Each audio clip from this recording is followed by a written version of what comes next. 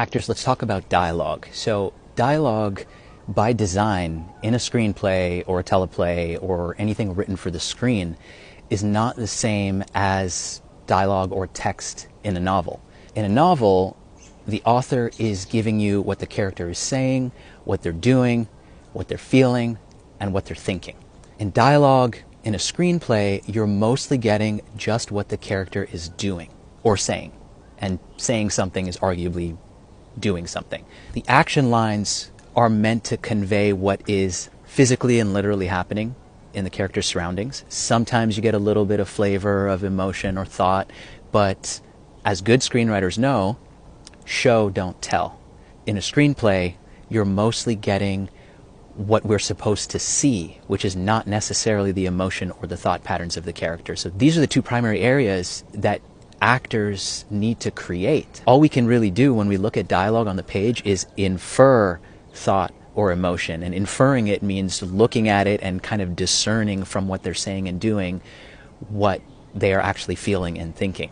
Now, I think there's a huge amount of area that's open to interpretation here. A lot of actors will just take a baseline interpretation, jump to the most obvious thought or emotion that the character could be feeling, and then just play that overtly and show it to us. Let the audience do some work. I mean, depending on the genre, the more complex the genre and the tone of the piece, the more that we want the audience generally to do some of that work, resonate with it. You know, if we're talking like Succession or Euphoria or something like that, the more we want the audience to be kind of like on the edge of their seat trying to figure out what's going on, or sitting with the feelings and really thinking about it as they're watching it and just kind of going through that journey with the characters. The more simplistic the genre, like I'm talking kids cartoons like Bugs Bunny, or like multi-camera Disney Channel sitcoms for tweens like iCarly or something like that. Those are simpler in their structure and delivery and what they're trying to achieve, and those are going to give you a lot more in their scripts what the characters might be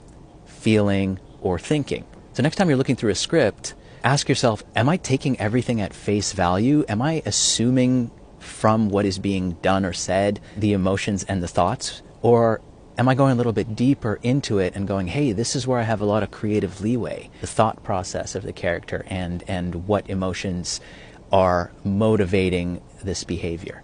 Just a little actor food for thought. As always, stay curious, actors. Let's evolve the craft.